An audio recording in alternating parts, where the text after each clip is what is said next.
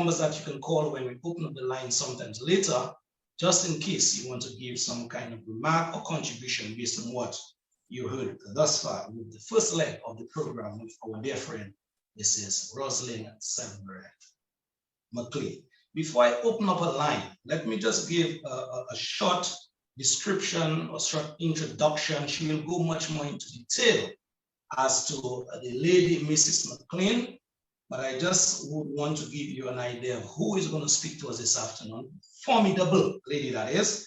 It says here, well known for her thought-provoking and experienced poetry, this writer continues to shine with a play on words and expressive language that will evoke profound emotion from her readers. She reaches the core by masterfully enhancing all senses while bringing her story to life. This author has always kept the culture of a beautiful homeland alive and well through her extensive career in the arts, dance, and music, which she uses to captivate all the callers, whether dark and gloomy or vibrant and celebratory. You feel it. She connects with her readers by addressing real-world family struggles and so much more. Her work is touched by a gentle element of surprise, raw emotion kissed by an eloquence of style.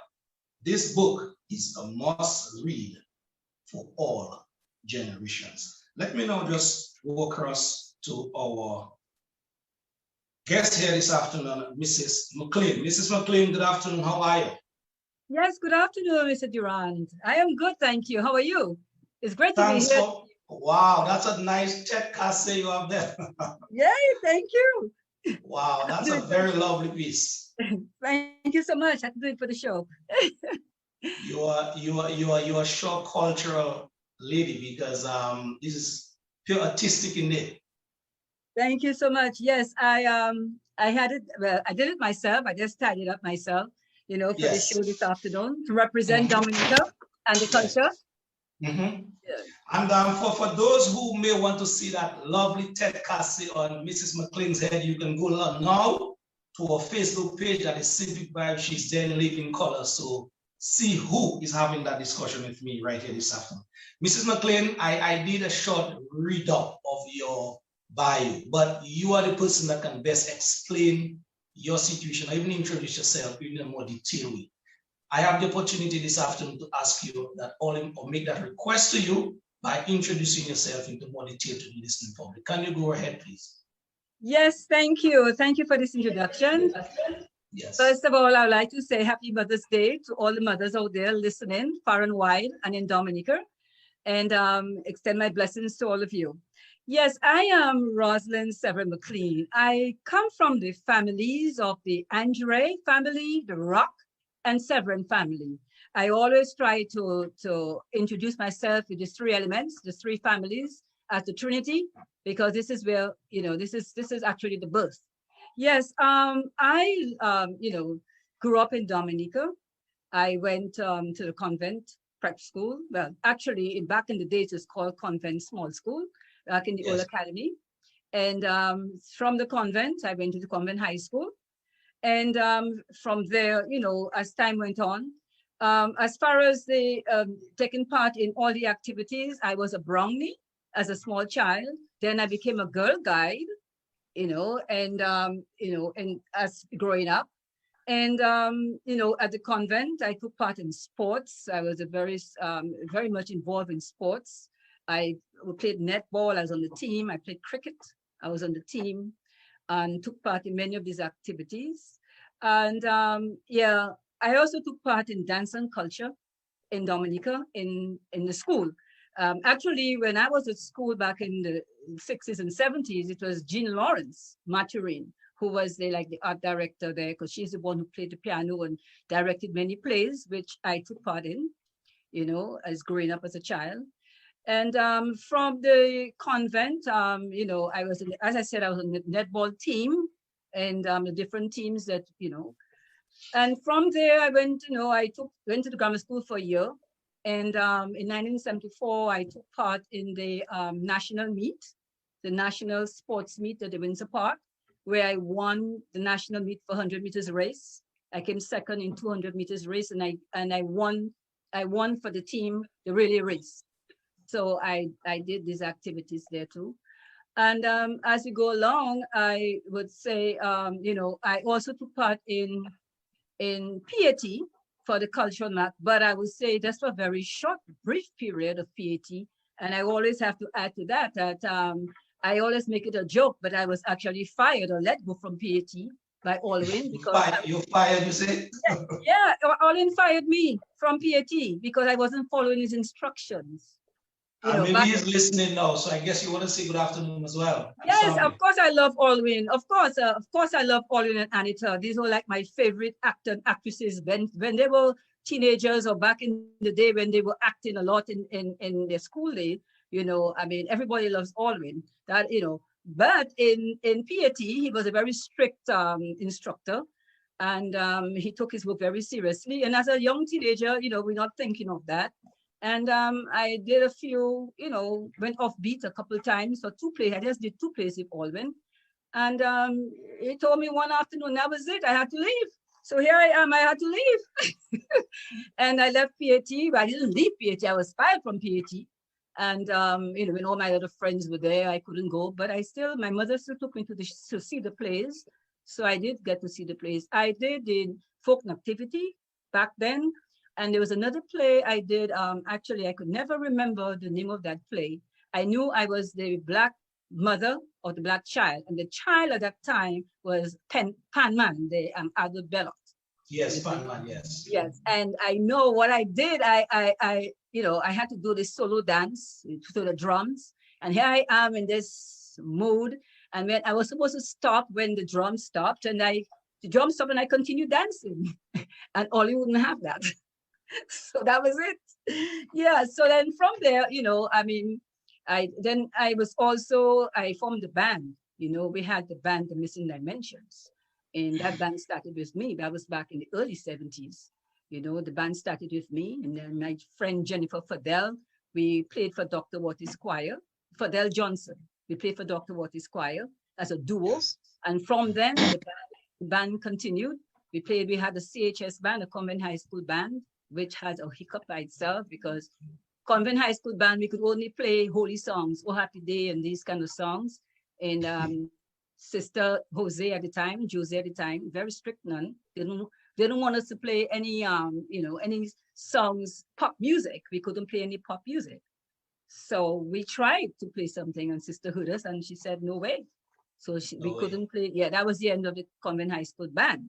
But knowing us, we were actually musicians. We are actually musicians, Jennifer and I, because we took piano lessons, we both play guitar.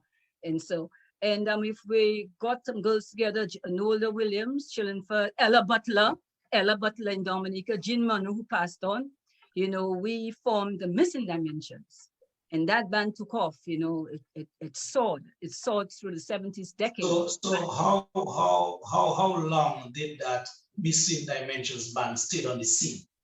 The Missing Dimensions started like in 1970, and we went on right through at least to 1977, when everybody started traveling and going away for school, and people, I went away in 78, Noel, I think, left in 76 or 75, Jennifer left. So then, although they were leaving, I was still playing here and there, but the actual band itself was in full form, like in 72, 71, 72, 73, 74, that period, we were like in full form. Yeah. We took over. We literally took over. We took over Dominica and we took over the Caribbean because we were like the only all-girl band on instruments in Dominica and in the whole Caribbean. Actually, maybe in the world, because at that particular time, we never heard of any other group playing instruments like we did. After, then you heard of different bands in Europe and so, but at the time, well, of course, we didn't have internet and all these other gadgets that they have today, but we didn't have all this thing. Yeah. And I wrote the chords for the band, and then we had to write the chords for the band. So I wrote the music for the band, and Jennifer and I put on the chords and we practiced, and yeah. So we did that, and that itself is a whole book. The journey of the band is a book by itself. which will be coming out in book 2. You know, Yes. it's a lot. It's very detailed, and you know, the experience is very detailed, and it's, you know, and people are going to really, you know, be gripped into this book, yeah, as well. Yeah. Yes. So, But for the younger generation listening, you spoke of PAT, PAT. Can you just give the acronym what PAT means? yeah, PAT is People's Action Theater. That's what Okay. it's called. I don't know whether that still continues in Dominica today, but back in the 70s, it was People's Action Theater. A lot of the youth at the time, you know, were acting and joined PAT. And, you know, Orlin did a lot of plays. You know, he was very good. He did a lot of plays. He took the plays all over the country, maybe all over the Caribbean. But I never got to travel with him. I never got to go anywhere but to St. Gerard's Hall, you know, with him. But all in all, you know, although I wasn't, he actually let me go there was no, back in the day, nobody had any grudges. Nobody had any of those things. We didn't, as a young teenager, nobody's thinking of, okay, I'm so angry that you, no, that wasn't the thing at all, you know. There were so many other activities to get involved with, you know, even though you're not in one, there's another. And like I was involved in sports, and I never really joined any dance group, although I really wanted to join a dance group. But at the time, it wasn't feasible for us to do it or for me to do it. My sister joined Rose Kane's dance group and other dance groups, but I know there was Raymond Lawrence's dance group, which I was not allowed to join. Actually, I think it's because Raymond Lawrence is in Roseau and we live higher up in Goodwill. And I think the time for the rehearsals in those days were a little bit much, because our parents would have to bring us down to practice and come back and pick us back up. So I think that was the issue. And then there was also Downtown Girls as another dance group, and Rose Kane's dance group. But I didn't join any of those, but I had the band, and no one could stop me from doing the band. That was mine. That was my passion. You gave me, before we dive into the book itself, you gave me a very interesting scenario that went on at the St. Gerard's Hall, as you mentioned it a while ago. Can you speak to that, please? The St. Gerard's Hall, where that whistle, and it wasn't that whistle, and what was happening there at the time. Yes. Oh, yes, so interesting. Yeah, it was, I remember we were still young teenagers. I was still a very young teenager in those days. And it was in the folk activity play that we were doing. And I remember I was in the front line, that particular scene, I was in the front line with a set of girls, you know, we were supposed to move in on cue. And Orlin had to give the cue with a whistle. I can't whistle, so I wouldn't even pretend to whistle. And, you know, so we're waiting for the cue and everybody's waiting, the play is going on now. But somebody passed in the St. Mary's Academy yard and did the whistle. I guess somebody was walking in the yard that I didn't know about. And the window was open, you know, because, you know, St. Gerard's Hall is, you know, one side of St. Gerard's Hall is the St. Mary's Academy. The other side is fresh, right? So we were coming in from that side of the stage. And somebody passed in the yard, St. Gerard's School, not St. Gerard's Hall, the St. Mary's Academy schoolyard, and whistled. So I know, you know, an experience. And so I thought it was, a few of us too thought it was the whistle. So we made the move to move forward. And it wasn't the whistle. And then in the back, people were saying, no, that's not it, you know. So we tried to move back. Then Orlin whistled. Then came the cue. And then everybody moved forward. I think that blew Orlin's mind. Yeah, I think that blew Orlin's mind. You know, of course it did, because, you know, he's a perfectionist in his work. So, yeah, and that was one of the reasons why he said, you know, he brought that up in the meeting and he said, no, I had to go. So, but I remember some of the guys in the group were saying, oh, no, they heard the whistle themselves, but it was somebody who passed in the St. Mary's Academy's yard. But I didn't know, I had no idea. I was more or less in the stage going up. Yeah. So that was one of the, that was one of the events, actually. Actually, the event, I think that caused me to get fired. Yeah. But So, as we slowly, but as we have to run on quickly, let me just ask you, what gave you the inspiration to write that book entitled Ocean of Thoughts? As we go a little deeper into the book itself. Into the book itself, yes. There's a lot of factors involved in this. A lot of I channel in a lot of the spiritual energy, put it that way, because I write from a whole different space. I don't know. That's how it comes. It comes with a different inspiration, and I know my involvement in dance and culture, promoting Dominica in New York. I've been doing that for 40 years, dancing ballet, teaching ballet, having groups and performing over the place. And sometimes you feel that you need to put in more, do more, and you get an inspiration to write, to put it out. I've been writing for years. This is not just 2014. I've been writing since in the 90s, long since in Dominica. It's okay. I'm writing, but of course, when you're young, and I think I mentioned that before at another time, nobody really takes you seriously. They look at you and they're wondering what you're thinking and why you're saying those things. They don't realize you're reading poetry in your head and you're speaking it out. And they label you. Dominicans have a way of labeling people crazy or some kind of thing, and they label you instead of looking at your worth or trying to understand the person. They're quicker to label you. And I went through that a lot in Dominica, and even up here too, with people. And this actually, spiraled me to put my work out, And I had to, well, of course, I knew nothing about writing, about putting it in a book, put it that way. I knew nothing about that. So I had to research through the computer, and I found a coach, Durand, and I took his class, his writing class, and prepared myself, his course. He had a course. I took his course and prepared myself with him and with his guidance to put out that book. So it's more an inspirational work, And, I wrote about my sister who passed away. So I wrote about the emotions and all that surrounding her. But in my work, it's not just I'm writing. My work, as I was told too by many, many reviewers, because I did all the open mic, that my work is like speaking to people. You see yourself in what I write and how I guess it's the way I write it. It's like social studies, like a social science, like a psychology, it's like history. So you see yourself and you can relate. You can relate to the happenings in whatever poetry I'm reading, I am writing or I wrote. I presenting to the people. So I write on that level. That's the inspiration the Lord has shown me.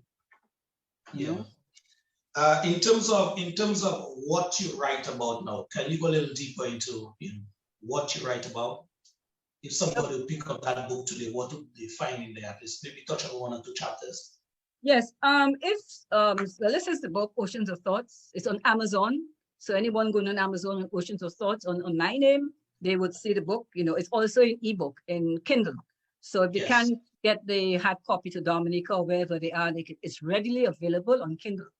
So yes, in my book, there's several chapters.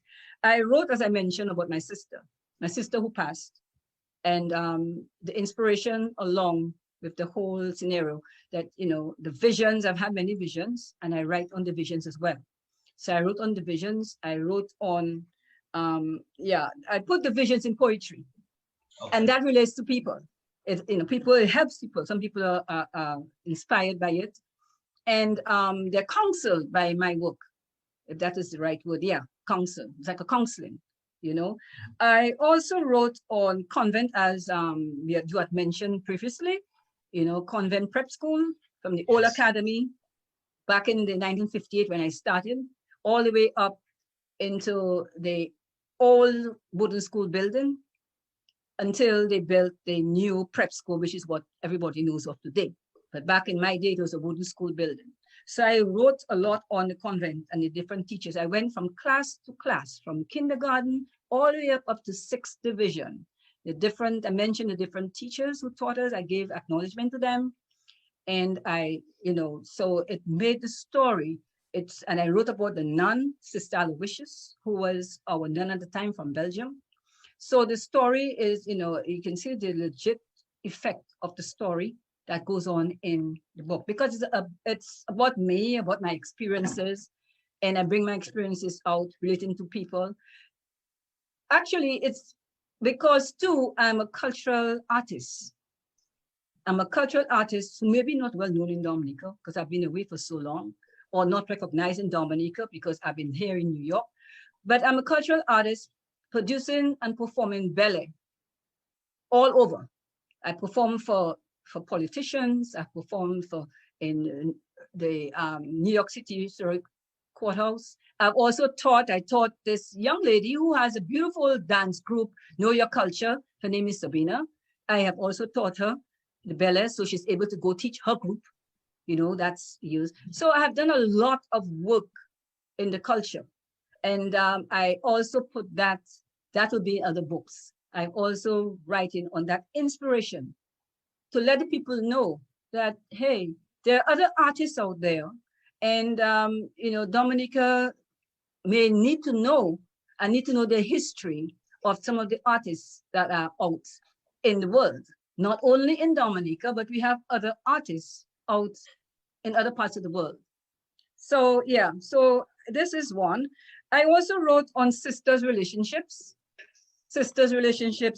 Basically, of, how it can be, because you have sisters' relationships or family relationships that are very well, and you have those that are not as very well. So I also wrote on that. I wrote on a topic called pretense togetherness. Pretense togetherness is a very social studies piece. It tells on the pretenses of the human. Everybody, it relates to everybody. How they pretend so much to be one thing and actually they are not. So I wrote on that aspect of life, Okay. And then Dominica, of course, I wrote on Dominica. I wrote on, at the time, during the Hurricane Erica event, I wrote some poetry around that time too. So actually, just calling out to the world to assist Dominica, that type of way. So I actually did that. There's another poem I wrote too. It talks about someone's testimony of Dominica, a lady who approached me and she gave a testimony of a beautiful, beautiful testimony of Dominica, and I wrote about it. I wrote about it. Actually, this poem I wrote, Carl Kofi's daughter, Vivian, she read that poetry. She read it and she made a video of it. And I also did it open mic other places and got some very good reviews. Okay. And there's another poem I wrote on seniors, the seniors of our culture. I'm talking about Dominica. Well, of course, the world, but I'm Dominican, so I'm relating to Dominica. Yes. How do we approach and how do we respect our seniors? I'm a senior. I'm talking about me. How do you respect me as a youth? How do you approach me as a youth? Do you speak to me like you speak to your friends? Or do you speak to me like you speak to an adult, a senior? What are your boundaries? And this poem I wrote is, I sort of put a focus on James in the Bible, the Epistle of James, St. James. So anyone can go to the Epistle of St. James in your Bible and read the 5 chapters of St. James. And maybe you might get the juice of how I wrote this poem on seniors. The poem is called I Am Senior. And it can be used as a song. It can be used, it can be sung. Somebody, if there's music to that poetry, it can be sung. But this is exactly why I wrote this one. I wrote this one because of the disrespect that's given to our seniors, that is pushed under the table because maybe who said it, or maybe certain class of families or whatever it may be. But or the kids on the street or whatever it may be. We like to push certain things under the table and think it's okay because it's so and so. Oh, so I wrote on that aspect of seniors. That's a very powerful poem, actually. It is quite powerful when it's read. the one on seniors. Yeah, so this is a rundown actually of the different poetry that's in this particular book. Some of the poems have like 5 parts, like the Convent High School poem has Convent Prep School. We have 5 parts. I have one on my sister. Some of them has 3 and 4 parts. So when I write, I have to complete my story. So there'll be several parts to whatever I write. Yeah. Based on the wealth of information, and I can see as well, wisdom that you have spoken about in that book, I wouldn't ask you what's the price. What is the contribution you're asking for somebody to get hold of that book? Okay, yes. The book, as I said, is sold on Amazon. It's $15, $14.99 for the actual hard copy of the book. The Kindle version or the ebook version, I have it at $2.99 for this particular book. Yes, it's I mean, I priced it according to how I was taught. My coach, I have a coach who taught us all those different things, how to price your book according to the genre of what you write. So it's not overly priced at all. Actually, it's very reasonable price for the material that's in there. Very affordable. So yeah, that's what it's going for. All right. Mrs. McClean, let's take a little break now, give your voice a little break. When I come back, I'm going to ask you about the group that you told me about as well, which I think that the listeners need to know about as well. This ISOSN group. Yes. You're part of as well in Dominica. Yes. After the break, I'll ask you about that. All right? All right. Thank you. Yes, yes. Yes. Let's do this as we continue right here with Mrs. McClean. What is happening here?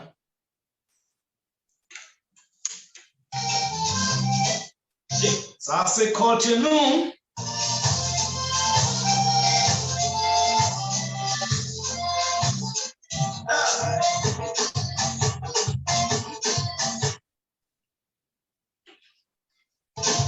All right, folks, it's basically 2 o'clock in Dominica and the Eastern Caribbean. I'm having that discussion with Mrs. Rosalind McClean. And I'm going to open up those lines, give you at least 2-3 minutes. If you're tuned in and you want to say something to her, or want to ask a question about her production, the book, Oceans of Thoughts. This is your time right about now. We have like 15 more minutes with her on that all important discussion.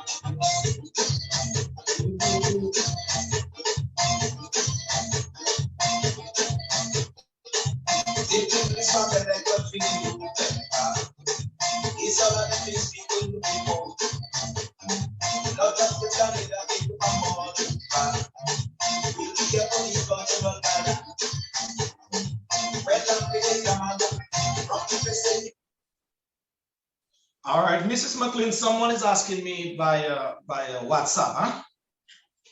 Ask Mrs. McClean, did she face any challenges in coming up with her writings? Okay, nice. That's a nice question. Yes, there are a few challenges you face when you're writing. I actually, I will fast forward to actually knowing how to put my work in the book. Yes. What do I do to present this material? And in the class, I would advise everyone to take a class. If you do not know how to produce your work, find a course that's reasonable for you online, because I took it online, and take a class as to how you could present your work. It's good to, you have friends telling you here, telling you there, but when you actually take a class, you get your instructions, accordingly. And this is one of the things that I had to do. As to how to present my work, in what order to do it, and what categories to use, And I got these instructions from the class that I took. Now, people talk about writer's block, if I have any writer's block. But the way I look at it, once you're a writer, you are a writer. If you find you're getting stuck trying to write something, you just take a breeze and, walk away. Walk away, whether it's for a few hours or a day or so, and then you come back to it and you get a clear mind. Because as human beings, we are all human beings. No one is perfect. And that is something that we have to understand for ourselves. Although you try to be perfect in whatever you're doing, no one is perfect. There are always loopholes. So there's something, as I mentioned, the writer's block that everybody talks about. What are the writer's block? There are no writer's block. There are no writer's block. The only block is you and your mind. What you do if you think you're stuck on a word, a lot of times you get the same word you're looking for from a radio station, from a song, maybe a child speaking, somebody might have the word that you're looking for. And you say, oh, that's the word. And you write it down. You try to write down your thoughts, whatever you're thinking at the time. You be ready, you're always ready to write down something. People use their phones. I don't use phone. I use my pen and paper or pencil and paper, and you try to focus yourself. And if you are stuck on something and you feel that you're getting stuck, you just get up and walk away. Yeah. The moment you say about writer's block, you put in a block for yourself. I never think of writer's block. I don't know what that is. I actually don't know what a writer's block is. So I was asked that before and I said, just write your thoughts. But thinking of it, there's no writer's block. That doesn't actually exist. People have it in their mind, but it doesn't exist. Once you're a writer, you're a writer. If you're a songwriter, you're a songwriter. If you write poetry or you write essays or novels, that's what you do. You just get up, you walk away, and then you come back refreshed. This group that I asked you about before the break, this ISOSN group that you're part of in your earlier years, can you just speak a little about it, and maybe if you're part of the dance group now as we look at the finish line in that discussion in a while? Okay, yes. I mentioned the ISOSN. ISOSN is in search of something new. We had this group in Dominica back in the 70s. That was headed by the Rolls, Kelvin Roll, Nicholas Roll in Dominica, Jazz Garraway, the family, the Tulos, Tony Tulo, Mario Tulo. And we formed this group, doing expeditions, climbing mountains, going on hikes. Like just about every Sunday. For a few years, we did this. We got together, we had group, well, I would say like once a month or whatever. But we had meetings every week, getting the group together, getting people were joining us on different expeditions. And that was one of the things that we did to keep busy in Dominica at the time. We did a lot of expeditions. We went a lot of places. I learned Dominica through that group. L'Escalier Tetcher. I climbed mountains. I climbed 3 mountains. I went to the Boiling Lake 4 or 5 times, with the group doing different expeditions. The group has climbed mountains. As we said, I did Mont Anglais. I climbed Mont Papito, and I climbed Mont Dablete. I climbed those 3 mountains with the group. A lot of the guys climbed more mountains, Mont Wac, Mont Nicotrine. So they did other mountains as well. And we did a lot. And I think it might be a nice idea to interview those guys. Kelvin Roll, Nicholas Roll, they're in Dominica. You have Tony Tulo in Dominica, and bring back the vibrant energy of ISOSN. Let the Dominican youth at home realize that Dominica is not boring. There's a lot. Because most young people these days, they're stuck at home with their gadgets. Well, you see, in one way it's good for education, or try to get education. In another way, it's not good, because they say that they're bored and they have nothing else to do, and they become lazy. Dominica is full of the brilliant hot vitamin D sun. I don't know what they use it. I'm not sure what happens there, because I live in New York. But what we did at the time is a good exemplary example for the youth of today to know about, that they can do just about the same. Back in the day, we had no trails. And sometimes listen, and they have this trail, they cut out this trail for the tourists and stuff. We didn't have none of that. The guys walked with their cutlasses and their bags, and as we go on the track, they cut the track so other members of the group can pass through.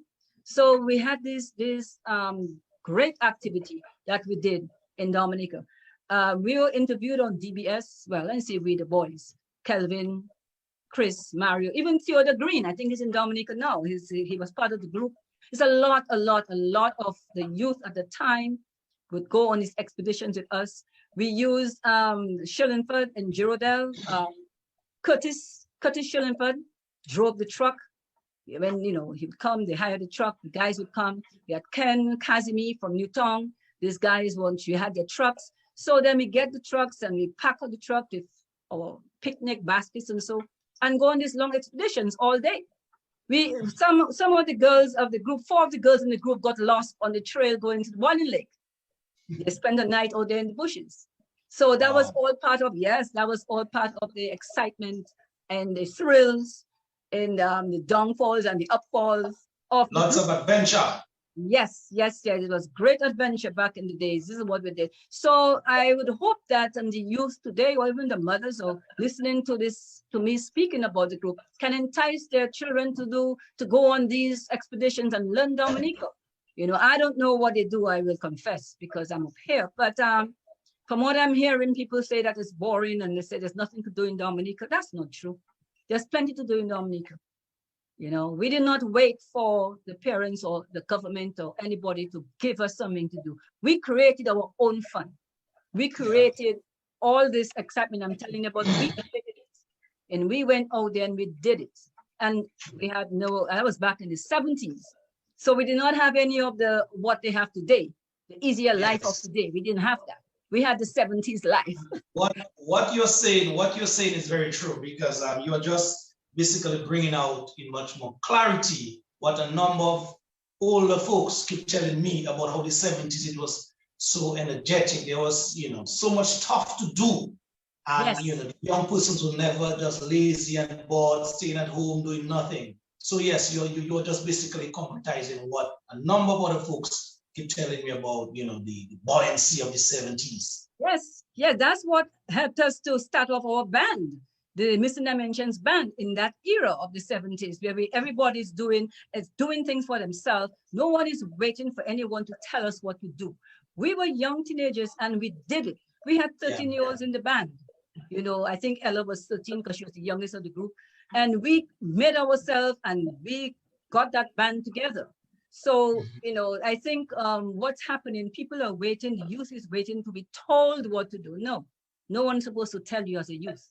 You're supposed to go there and experience and explore. And Dominica is a nature island for exploration. There's no reason why somebody has to tell you, oh, you can go to L'Escalier. Get a group, get a truck, get people together, or bus. Not everybody has buses, and make your own expedition to those places, And you mentioned about my group. Yes, I have a ballet group in New York. It was called Rosa Dancing Ballet. Rosa Dancing Ballet. And that ballet group, I taught ballet to many people. I taught ballet in Maryland. I took a trip to Maryland back and forth from New York to teach a group for performance at the Maryland State College, a lot of Dominicans. I came back, and in New York, I had 2 other groups in New York. My first group in New York was in 2004. I had people like Gina Leta in that group, and the Sims's son, So I had that group where we performed. What I would do is make routines for the group. I had a market scene, and I had a scene with the flag, the Dominica flag, you see here. So I made, this actually comes from my group. So I made routines with the group. I use a lot of props. I use a lot of the food props, the food baskets that are made from local foods, And I haven't had a scene I did on the riverbanks of Dalis River, the White River. I made a scene on that. I did that as a beautiful, and I also did another scene with some of the local ring games that I'm hearing now being played on the local radio, on DBS, a lot of the ring games. But we had that as part of our routine. So I taught ballet for many years in New York. I performed ballet all over New York for many years. In the Brooklyn, I did for the politicians of Brooklyn. I did different productions with them for them. I also performed for Skerritt, Dr. Skerritt, back in 2005. In 2005, the Dada Association, I danced for Dada for many years, the Dominica Association. I should also mention too that I danced for the Portsmouth Association as well, and for the New Jersey Association, Dominica Association Cultural Group. But I also performed in 2005, my group, the Rosa Dancing Ballet Dance Group, performed for Dr. Skerritt. He wasn't Dr. Skerritt in those days, he was Mr. Skerritt, Honorable Mr. Skerritt, you know. And we performed at that time, it was Crispin Gregor, who was the ambassador for Dominica at that time. So he was there present at the function. At that function, we performed a routine for the flag, salute to the flag. And I had the children, I had adults and children performing with my group. And I had the children salute this Skerritt, Dr. Skerritt, you know, and we got a salute in return. I also performed my group. When I say I'm talking about the Rosa Dancing Ballet group, when Cecil Joseph was mayor of Dominica, he was in Brooklyn at the time at Dr. Jean Joseph. Dr. Jean Joseph is an accountant Dominican lady. She actually was like our manager for the Rosa Dancing Ballet. So a lot of the events that we perform for the politicians and so, Dr. Joseph is the one who helped us on that. But we performed for Cecil Joseph. He should remember that we performed, the children and I performed, we did the market scene down in Brooklyn that time. So yeah, Dominican people know of the group, Rosa Dancing Ballet Group. You know, they choose not to acknowledge, but they do. We did perform for many years in Dominica. Ms. McClean, it's surely but surely, time is slowly but surely running out, and as we already come to the stoppage time. But let me just give you the last opportunity, that is to just kind of, you know, give the last push on that book, and maybe just because I know you have lots more to say. So just maybe you can promise me and the listeners round 2 of your, you know, participation in the arts and kind of keeping the culture alive in Dominica. Yes. Oh, thank you so much. Thank you so much, everyone listening to this program. It's my great pleasure to have done this interview with Mr. Durand. I am very elated that, you know, that I had this interview, and I will most definitely, as long as you invite me, I will definitely come back on your show for part 2, as you say, of this for the information, because yes, there's a lot more that goes on, you know, with my work here as a cultural artist, you know, as a musician, a cultural artist. Besides teaching the ballet, I teach other groups. I have taught other groups and done other productions like PAT. I have done them here, right there in New York. So yeah, so I must say thank you so much. It's my pleasure. I am very grateful for this interview. And I'm hoping that, you know, the listening public, you know, supports the book, Oceans of Thoughts. I'm hoping that they really support the book, and they go out there and purchase the book. It's the ebook or the Kindle is very affordable, and also the actual book itself. You know, it's on Amazon, so everyone, you know, can go there and you know, see the work, and look out for book 2 that should be published in the next couple of months. And that one definitely is going to be more focused on music. I'm talking about the band and its length in that particular book. So it's going to be a classic as well. Yeah. So thank you so much. Mrs. McClean, for all those people watching you now, watching that lovely Ted Cassie, and those as well listening, it was my pleasure. Thank you so much. Thank you so much. I really appreciate it. And we will be in touch, I hope. And we're looking forward to round 2. Yes. I am too as well. Thank you. Thank you too. Bye now. Bye-bye. Bye. Thank you. Bye.